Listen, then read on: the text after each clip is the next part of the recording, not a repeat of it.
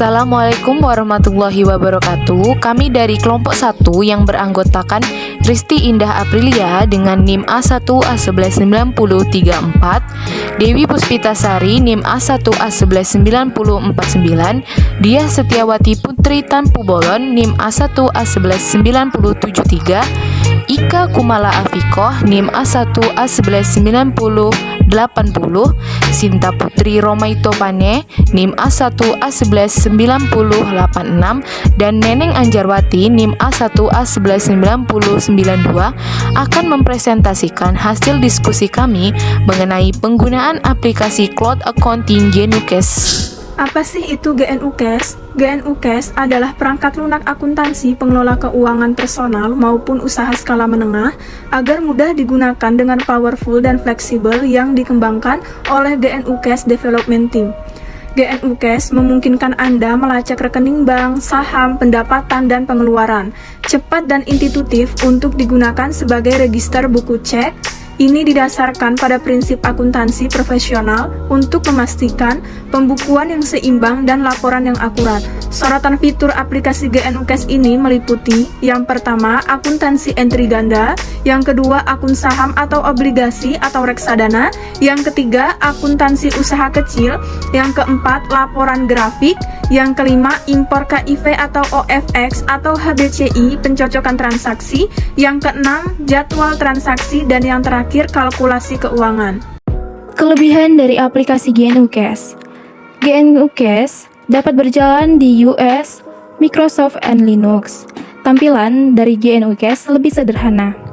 GNUCAS juga merupakan software atau aplikasi pengelola keuangan atau juga akuntansi yang gratis karena seseorang tidak perlu mengeluarkan biaya untuk menggunakan software ini. GNUCAS juga merupakan software atau aplikasi pengelola keuangan atau juga akuntansi dengan sumber bebas dan terbuka. GNUCAS juga cepat dan intuitif seperti checkbook register. GNUCAS juga fleksibel untuk pencatatan keuangan pribadi sampai laporan untuk berbagai macam model usaha kecil dan menengah. GNUCAS juga memiliki tab-tab sehingga kita dapat mengunggah register lebih dari satu akun sekaligus dan bisa membaca file QuickBook dan OpenOffice. Adapun kekurangan dari aplikasi GNUCAS yaitu yang pertama, kita hanya dapat mengekspor daftar akun, bukan transaksi dalam format XML. Dengan catatan, jadi jika kita butuh pertimbangan jika ingin berpindah-pindah program dan membawa serta data kita. Yang kedua, mengimpor dari program lain termasuk menggunakan format standar QFI atau OFEX kurang memuaskan dikarenakan adanya suatu perbedaan struktur kategori dan yang lainnya, sehingga kadang data transaksi kita belum terlalu banyak. Mungkin lebih baik jika kita mulai dari awal atau menginput ulang saja. Yang ketiga yaitu tidak memiliki fasilitas autosave maupun undo, jadi kita harus sering-sering melakukan save. Masalah editor yang tidak dimiliki oleh aplikasi open source GNUCAS. Proses instalasi GNUCAS step by step. Langkah pertama, cari file instalasi GNUCAS terlebih dahulu. Untuk file instalasi kelompok kami ada di data E. Setelah itu, klik 2 kali. Setelah diklik 2 kali, akan muncul jendela baru seperti gambar pada layar. Lalu klik Run. Setelah kita klik Run, akan muncul jendela pilih bahasa. Kita tidak perlu mengubahnya, tetap saja pilihan pada English, karena untuk bahasa Indonesia tidak menemukan pilihan. Lalu klik OK. Setelah itu, kita lanjutkan ke langkah berikutnya, yakni muncul jendela Welcome to GNUCAS Setup Wizard. Klik Next. Setelah itu, langkah berikutnya, yakni persetujuan mengenai penginstalan GNUCAS. Pilih pada I accept the agreement, lalu klik Next. Selanjutnya akan muncul jendela pemilihan lokasi penyimpanan penginstalan. Kita klik Next saja, karena tidak perlu diubah kecuali keinginan masing-masing setiap orang dalam penempatan aplikasi yang diinstal. Nah, di sini kita akan memilih komponen apa saja di dalam aplikasi GNUCAS ini yang ingin diinstal. Untuk kelompok kami memilih full installation, kemudian klik next. Selanjutnya kita akan mengklik next saja. Setelah itu, akan muncul jendela dengan pilihan aplikasi mau ditampilkan di mana. Dan untuk kelompok kami menceklis keduanya, yakni create a desktop icon dan create a start menu link. Kemudian klik next. Akan muncul jendela ready to install, klik install. Selanjutnya akan muncul kembali jendela informasi sebelum melanjutkan install. Dan untuk itu, klik next. Dan jendela terakhir, yakni jendela completing the GNUKS setup wizard, klik finish. Gampang dan mudah bukan cara penginstalasian aplikasi GNUKS ini? Karena dalam penginstalasiannya hanya perlu mengklik next saja, dan untuk proses penginstalasian akan selesai.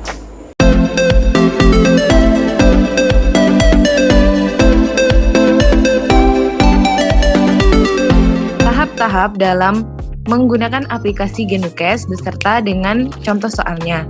Yang pertama akan dijelaskan oleh Saudari Risti Indah Aprilia. Dipersilakan. Baiklah, yang pertama itu kita harus membuat file baru terlebih dahulu. Nah, untuk itu kita bisa memilih file dan pilih pilihan new file pada pilihan file tadi.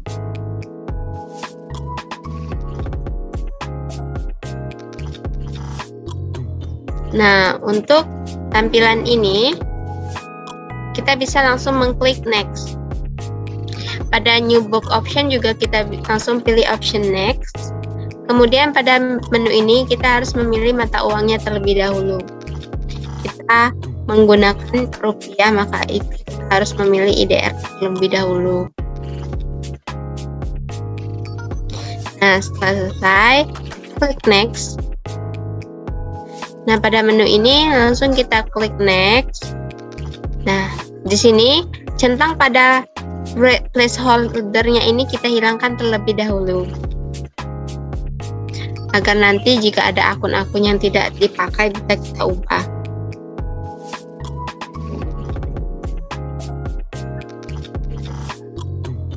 Langsung kita pilih next. Nah, pada finish account setup langsung kita pilih apply.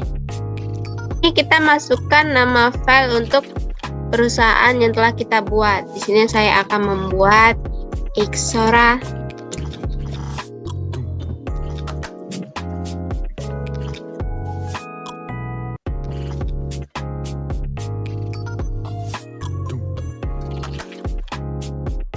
Langsung kita pilih Save As.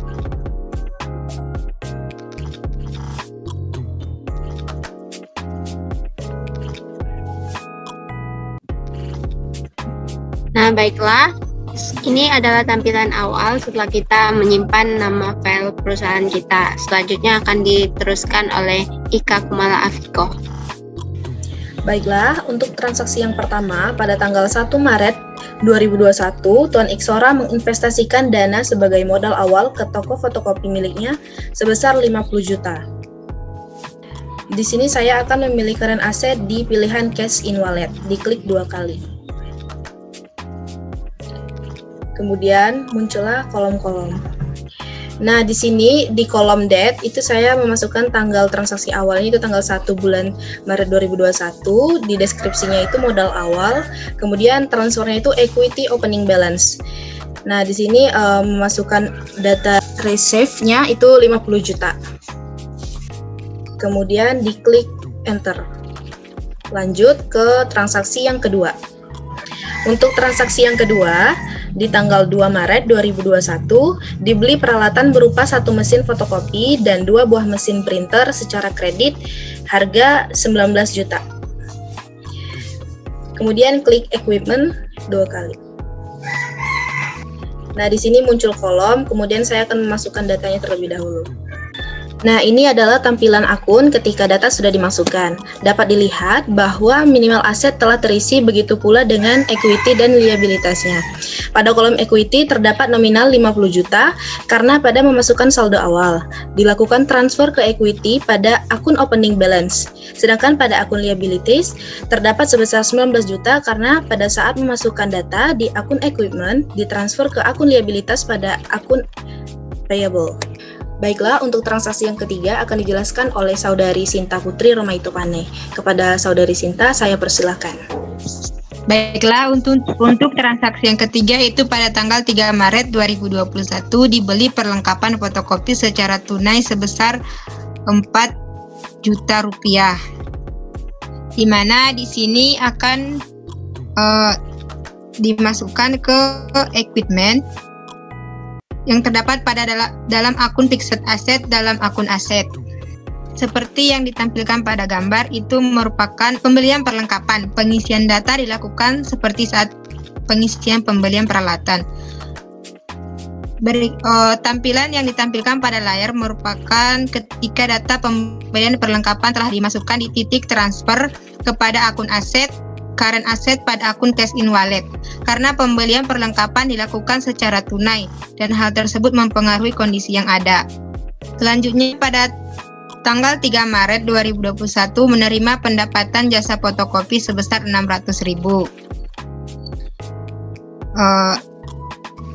Selanjutnya yaitu pengisian data berupa pendapatan yang dilakukan di akun cash in wallet.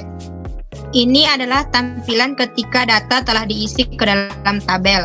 Pada kolom transfer dilakukan transfer ke income revenue pada tanggal 5 Maret 2021.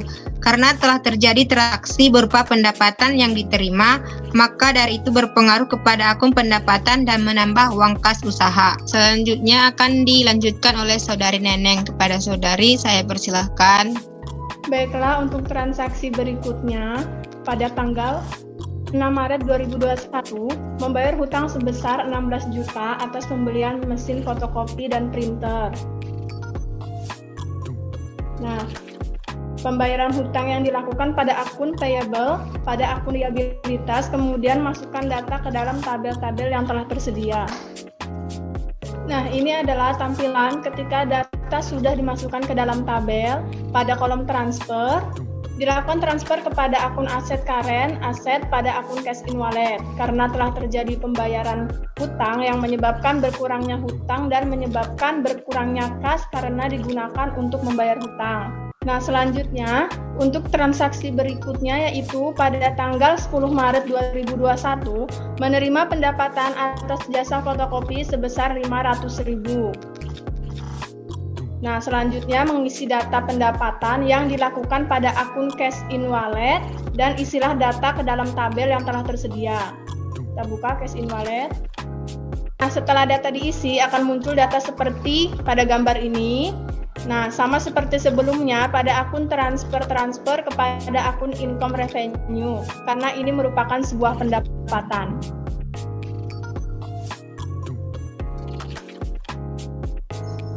Nah, untuk transaksi selanjutnya akan dilanjutkan oleh Saudari Dia Setiwati Putri Tampu Bolon. Kepadanya saya persilakan. Ya, selanjutnya yaitu pada tanggal 16 Maret 2021, perusahaan menerima pendapatan atas jasa fotokopi sebesar Rp300.000. Seperti tadi, kita akan mengisi data pendapatan pada akun cash in wallet, kemudian isilah data-data ke dalam tabel tersebut. Nah, inilah data-data yang telah ditransfer pada deskripsi pendapatan, tertulis pendapatan atas jasa fotokopi dan ditransfer ke revenue. Selanjutnya, pada tanggal 24 Maret 2021, membayar gaji karyawan sebesar Rp600.000.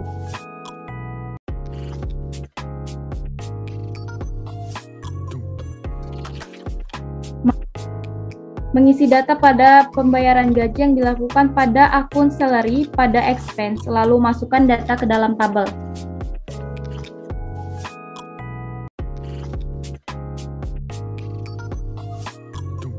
Ini adalah tampilan ketika data sudah dimasukkan ke dalam tabel. Pada akun transfer, dilakukan transfer ke dalam akun cash in wallet karena pembayaran gaji karyawan itu menambah beban, sehingga pada akun salary ini posisi uang berada pada sebelah kiri, sedangkan pada akun cash in wallet terdapat pada posisi sebelah kanan, yang artinya mengurangi kas. Nah, selanjutnya akan dibacakan oleh Saudari Dewi. Kepada Saudari Dewi, saya persilakan.